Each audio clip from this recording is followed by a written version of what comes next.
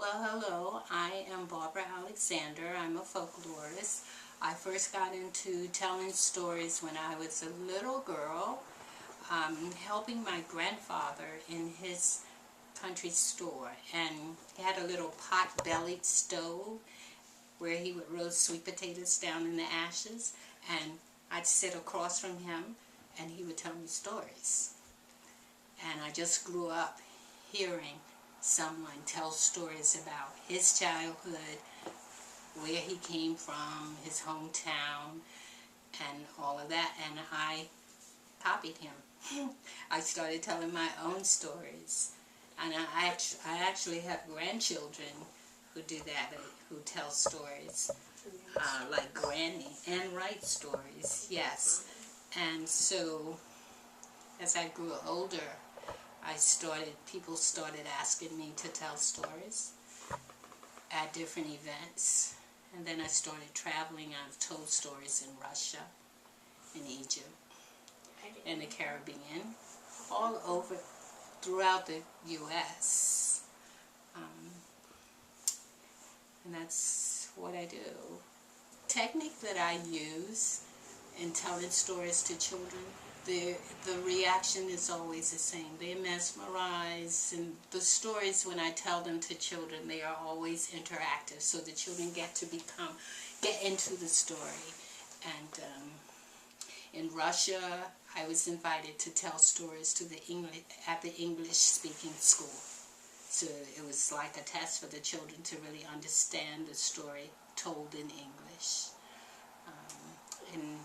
In Africa, it's the same kind of reaction that we got here.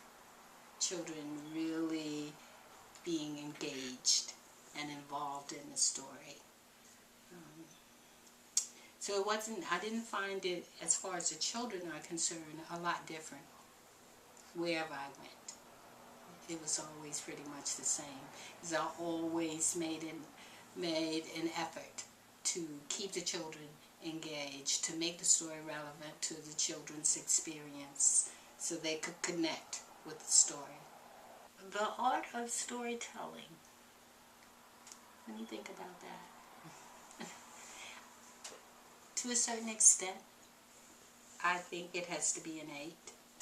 A lot of it has to be innate, and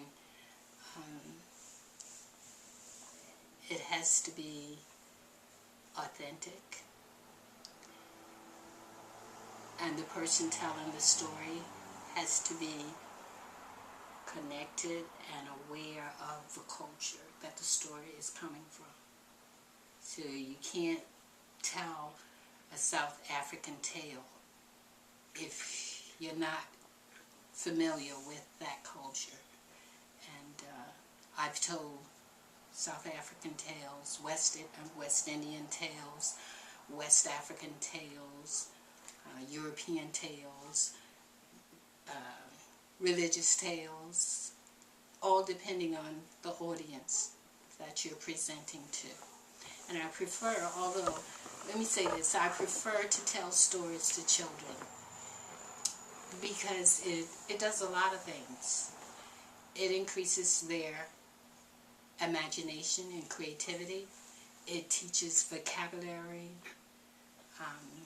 But she said in the beginning that she doesn't like to talk, and she thinks she gets stage fright. Is that what you said? But you see the interaction that came from her. She completely forgot that that's how she's supposed to be.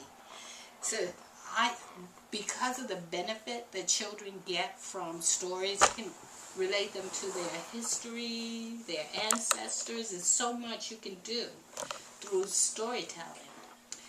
But I also like telling stories to seniors, and I'm a member of a senior club in Norfolk.